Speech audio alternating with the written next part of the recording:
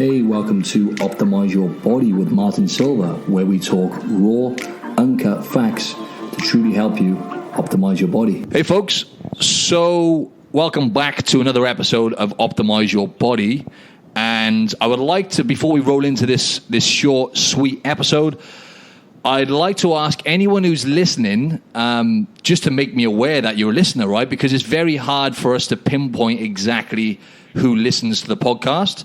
So I can see where everyone is located and all the stats, but I can't see exactly who listens. So if you're listening to this podcast now, if you're on Instagram, firstly, go and follow us both on Instagram, because I always forget to mention this. We've got lots of great content on there. Andrew is at Mr. Bond Fitness. So go follow him, and go follow me at Martin Silva Fitness. So go follow me and send me a direct message. If you listen to this podcast, send me a direct message just to let me know, or just send us an email, admin@optimizeyourbody.com. And what I'll do is I'll send you out as much free stuff as I can. All the free content we have, I'll send you some free stuff as a favor.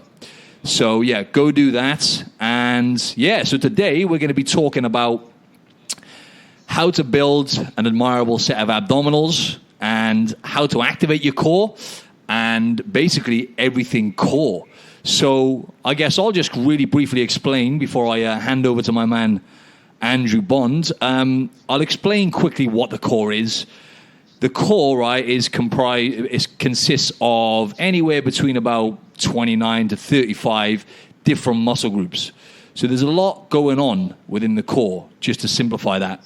And there's lots of intrinsic core muscles which are very hard to connect to and very, very hard to activate, which is partly why a lot of people tend to get injuries. It's because firstly, they've got a poor connection to the core, but secondly, they haven't got strength in certain ranges of motion. For example, a lot of my people that I've come across before who've had bad back injuries, they've literally just been twisting around to pick a pen up off their desk or something stupid like that because their body is not adapted to those kind of rotational core movements. So it's very important for health, but let's talk about aesthetics as well, right? Because I know most people listening to this want to either dial their waist in or, build their abs or do something aesthetic related. So as I said, there's a lot of muscles within the core, 29 to 35 different muscle groups, and to activate them and train them effectively is what we're really going to talk about now. So, yeah, connecting to the core properly, Drew, how do you find, talk to us about your experience yourself and how you get clients to connect to these areas. I think people need to be aware that the core muscles have, different actions, right? And different stabilizations and anti-rotation, rotation and things like that.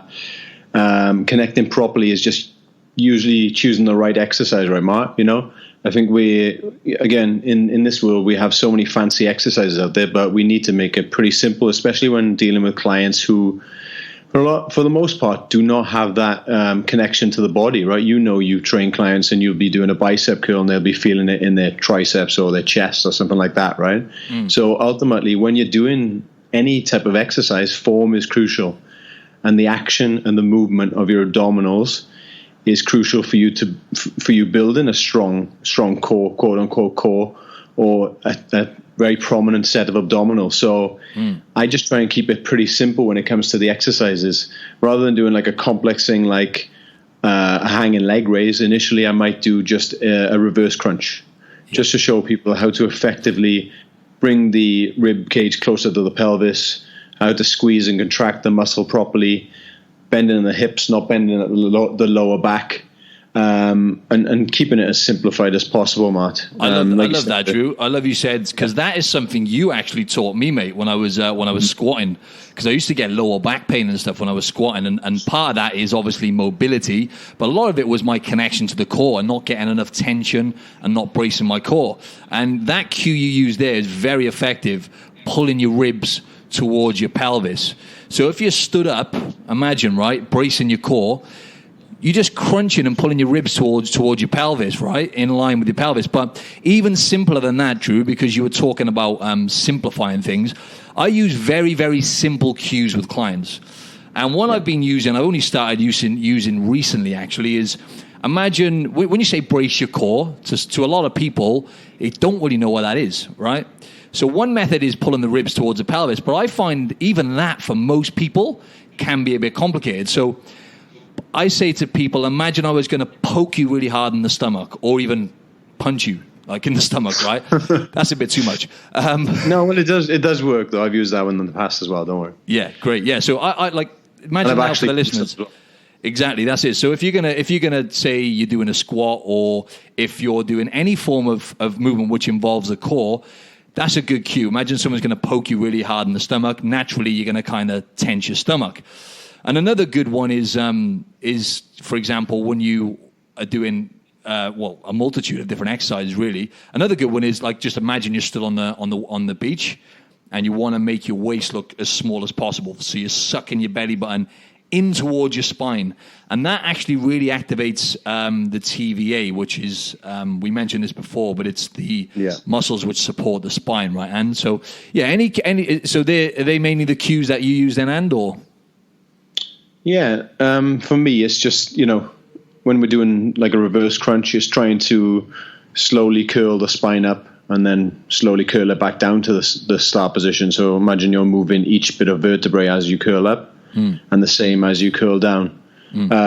Same with the plank, which is more of a stabilization exercise, obviously, but the ways to develop your six pack would probably, it would be better to do a reverse crunch, but plank stabilization, I'm looking for different options there. So I'm looking, rather than keeping it in a neutral position, your back, which is kind of what you will see from fitness, will say keep a neutral spine. I don't want that. I try to do that a little bit differently by tucking the pelvis and once again trying to get that rib cage closer to the pelvis. Yeah. So your back will look slightly arched, right, which isn't the norm, and you may be frowned upon by certain people in the fitness industry. But it's just giving these little cues and tips that will help you effectively switch your abs on and switch two areas off, which I often try and tell clients as well, which are the hip flexors and the lower back, which become more prominent when we're doing ab exercises. Now, if you are doing any ab exercises, these are two areas which should be switched off, and you should be working that main area. Absolutely. And what helps to switch those areas off, right, the hips and the lower back, is by just bracing your core properly, right? We've said this time and time again, but, the mind-muscle connection is the most important part when it comes to building muscle and doing it properly. So once you actually start getting into those core muscles and really connecting with them effectively, you naturally stop really tensing up those muscles, which for most people are already tight, like the hip flexors and the lower back. But that's where mobility comes in handy as well, right? To kind of to loosen up those overactive areas. But yeah, and you can pretty much, right? You can really focus on activating your core for every exercise, right? You could even when my clients are doing a bicep curl, I'll really get them just to keep it simple. I'll just say, make that waist smaller, suck your belly button in towards your spine. I don't like to overcomplicate things, Drew, to be honest, because bracing the core, I think, when you say brace the core and you want to get that tension there, that's really effective when you're doing the exercises which have less room for error, like, the deadlift and the squat. But I find, for example, if someone's doing a bicep curl, it can be a lot to think about, right? Because even a bicep curl, and you can actually make it really technical, right? Pin your elbows to your sides, keep your chest up. And then if you add the core in there as well, I just say, make the waist smaller. Suck your belly button in towards your spine and just keep that tension. And once you practice it enough, Drew, you can actually, because a lot of people I find stop breathing when they do it. So you learn to do it. Yeah, go on. I think, as a trainer, you need to take these things into account as well. Like, you're saying about 5 different teaching points there, right? So If you are working with a client who isn't used to you, then just bring in small little changes once at a time, rather than say, hey, brace your core, elbows by your side. Good point. Yeah. Pelvis. You know what I mean? So just start slow with your clients and build up over time, and eventually they will be able to adapt to that, and they'll get it, and it'll become the first protocol, right? Or the first thing they do when they're doing these exercises is, okay, I'm going to get my pelvis in the right position, my obliques are switched on, my abs are working, I have my elbows in the correct position. The more time this the easier it will become. But if you're a trainer and you're out there and you're going, right, I need you to brace your core, I need you to do this, do that, do this, people are going to get confused, they're going to get put off, and they're not going to get the exercise right. So slowly bring in these changes. That's exactly right. Over time you'll get there.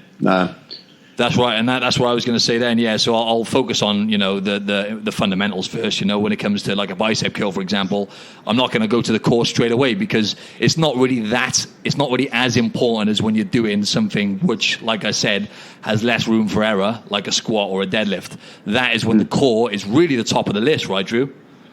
Yeah, exactly, mate. And let's talk about two things that are going to work in your favor when trying to shrink your waist or trying to have dominant abs, right? I think we kind of skipped over that. Yep. That would be obviously your diet. Your nutrition needs to be dialed in, which is a huge component of it. Being in a calorie deficit, you hear that name thrown about left, right, and center in the fitness industry at the moment. It's not that easy always for people to get into a calorie deficit. There are certain things and behavioral changes we need to put in place first before they can do that.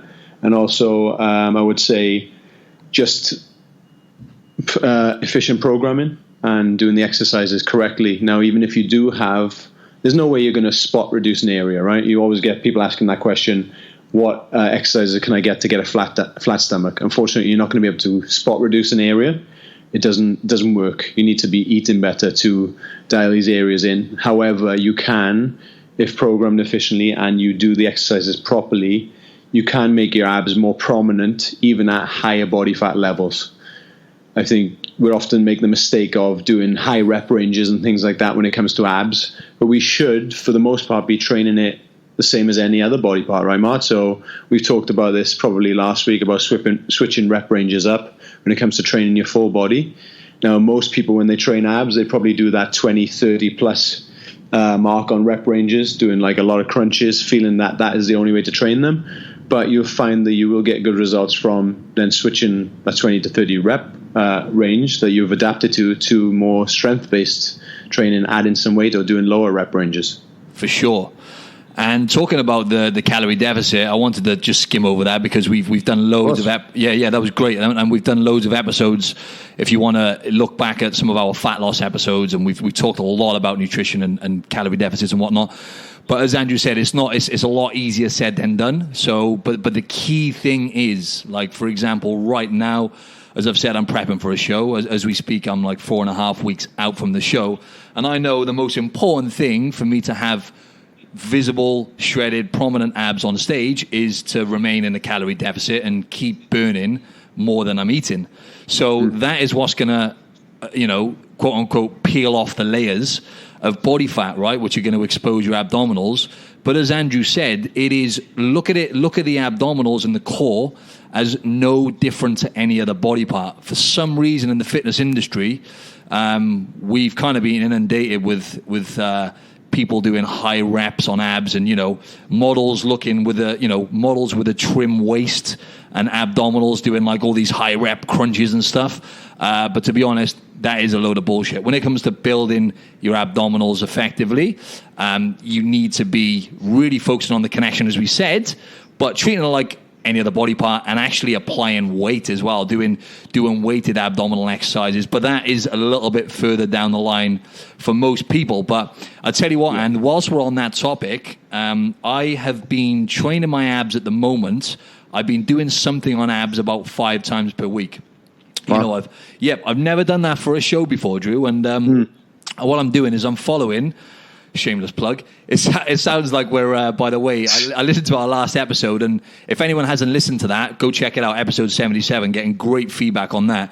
But obviously we mentioned our program quite a lot, but I just wanted to make everyone aware, like, we really don't care too much. We don't care about the money side of it, right? We're doing all right in that sense, right? So just wanted to put that out there, but we are really passionate about the programs we've created because we know they're going to get great results. And so much so that I've been following our Ultimate Core Guides leading up to the show. So I've been doing that 2-3 times per week. And I'll tell you what, my abs already, because we've got like a strength phase on there, right? So talking about the weighted abs, obviously is split into, we've got a beginners and advanced section. And I've been obviously doing the advanced one, and it's all weighted heavy abs. And I tell you what, straight away you can see the thickness. And it's just like any other muscle, Anne, right? You notice a difference, like the thickness and the fullness. And what was your thought process going into this? Obviously, you're doing this show. Your abs look tremendous anyway when you're on stage. What was your thought process coming into the show that you should train the abs 2, 3, 4, 5 times a week? Why the change there? Oh, it's because my abs are, they're different shape to normal abs, right? I've got like, when I get lean, I've got like 10 abs, right? got like a 10-pack, but it's not so much about how many abs you've got on stage. It's more about like how prominent are they and how much proportion do you have. You know that, and anyway, yeah? How much proportion and symmetry you have in the body. So for me, I need to thicken them. I need to make them bigger. So they're in proportion with my other muscles. So it comes back to what you were saying, it's no different to any other body part. But more than that is obviously I'm competing for the second time as a pro level fitness model, and the pros, it's all about abs, it's all about condition. You've got to get, so like for this show, like my coach said, I've got to be, harder and more shredded and drier than I've ever been. So you need to be super conditioned, and you need to have those abs popping. So, but yeah, talking about the thought process quickly, and is like we said on the last episode, I'm not smashing. So don't get me wrong, our program, and actually is quite hard. The Ultimate Core Guide, that hurts. I was aching for the first few sessions. But on top of that, I'm still doing the abs, just one exercise for the abs at the end of each full body session.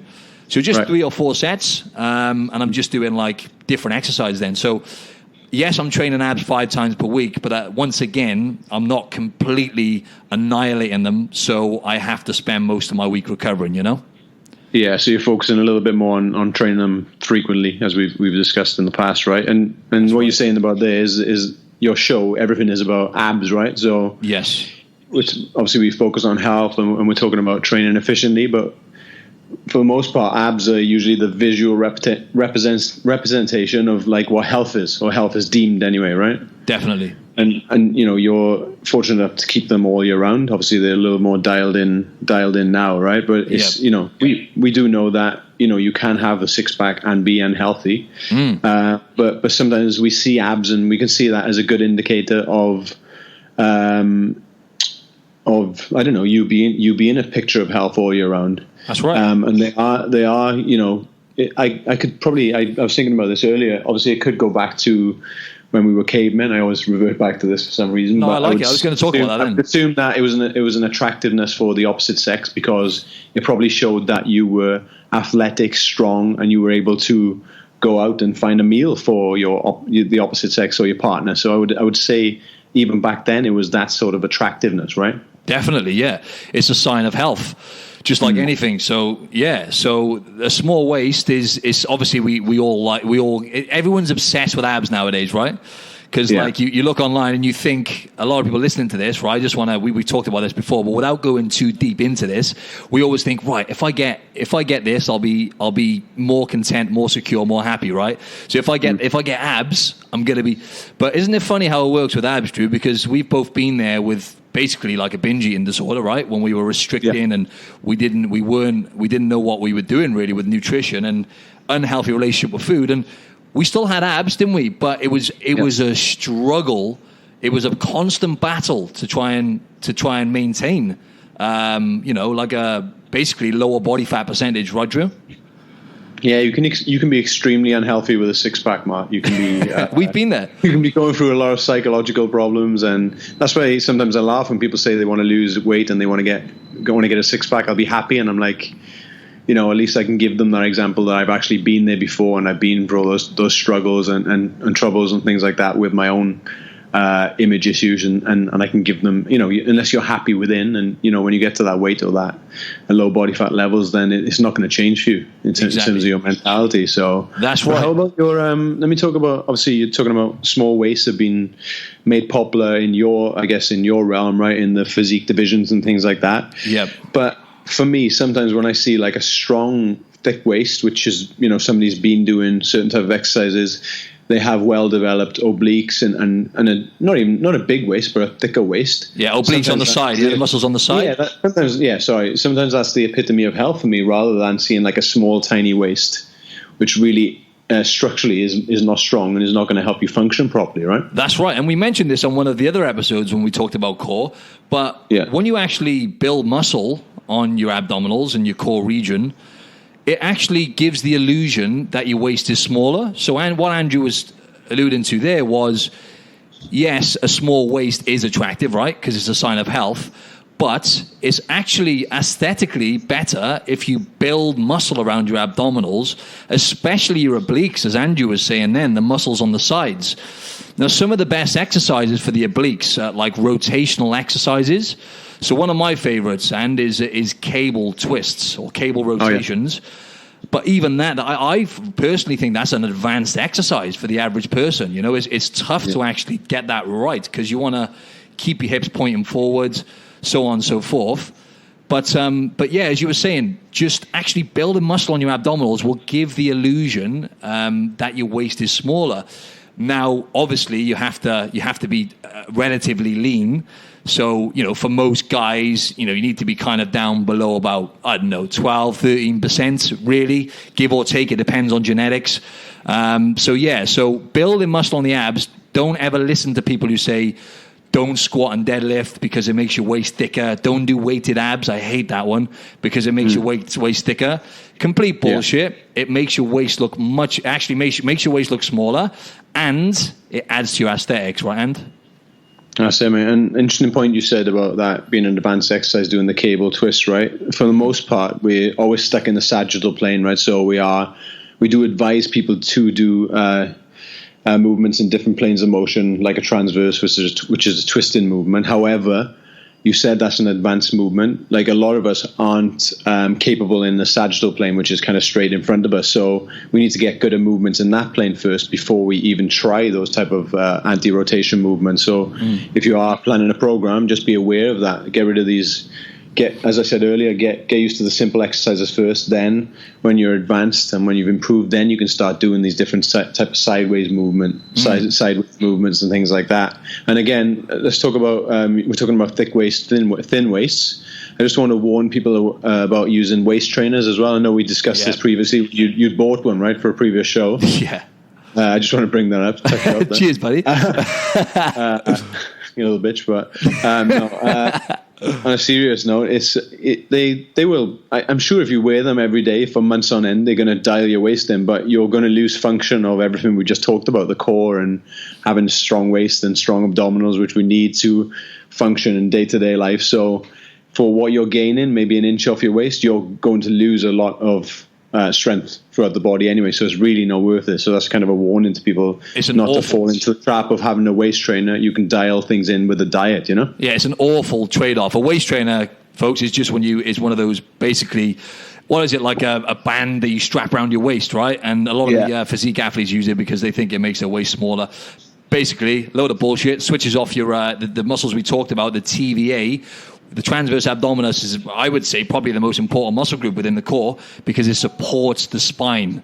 So, as we said before, imagine you've got like a pen which is wobbling, right? That's your spine when you haven't got a strong TVA, which is why, you know, sucking the stomach in, belly button in towards your spine, and that's what I was going to mention. I have an IGTV, Instagram TV video where I teach you how to do the vacuum. It's called the tummy vacuum, right? So that's really important. If you can practice doing that and just literally doing, 10, 15 seconds of that 3 or 4 times a day, just really sucking the belly button in towards your spine, that there. Another, obviously, cue I used earlier was imagine you're still on the beach and you're trying to make your waist look as small as possible, so you're sucking your stomach in. That right there is your TVA, which is what switches off if you get one of those stupid waist trainers. Just to wrap this. Let me just point out to you with that as well. Like that TVA exercise, that's something that you probably want to do when you are like coming close to your show as well. Coming close to your show because that type of exercise then, when you're in kind of single figure digit body fat levels, will help you dial things in a little more, right? that's not kind of the exercise that you want to do when you're high body fat level. Obviously you want to bring your body fat levels down first, but when you are dialed in for a show, that's probably going to give you that little bit extra, I'd imagine. Absolutely, yeah. So I need to actually practice that a bit more. That's a good point. So yeah, just to summarize then, favorite exercises real quickly. I'd say my top 3 exercises would be the cable rotations. If I had to pick now, cable rotations, because that covers the internal and muscles and the obliques. Then I would say, I'd say hanging leg raises, but it's just too advanced for most people. So I'll take that one out. I would say Roman chair sit-ups. If done correctly, right? What's that? If done correctly. If done correctly, right? We got another video on that. We got a video on YouTube. Yeah. That's right. But actually, without going too much into that, right? Favorite ab exercises. What we should do is just send people over to get a free ab plan, right? So just go over to optimizeyourbody.com, the new website. Go to free guides. Enter your email address, and you'll get our three free guides, and we're going to be adding more as well. And I also wanted to say as well, we are going to be, in terms of the videos, we've put the videos on YouTube, we've kept them private, and we're going to stick them onto the website. So you've got, for anyone who's got the ab guide, and you don't know some of the exercises, we're going to be updating them onto the website soon. But if you do need to know, like if you're kind of confused as to what the exercise is, just send me a direct message on Instagram at Martin Silva Fitness. And anything else you wanted to say, Anne, quickly? No, really. Just as we've said already, mate, it comes down to dialing your diet in a little bit. It comes down to form, right, and picking the right exercises and having a efficiently programmed ab routine will help you with your goals of getting a better physique. Okay. Definitely. Yeah, so go over to go and get the free guide. You might as well give it a go and see how you get on. We've got a lot of the exercises we mentioned in there as well. So, and don't forget to go check us on Instagram. Send me a DM. If you listen to this podcast, send me a direct message just so I know, because it's tough to pinpoint. So, and also, if you like this episode, just jump over to iTunes and give us a rating and review. Thanks for listening. Cheers, and thank you. Bye-bye.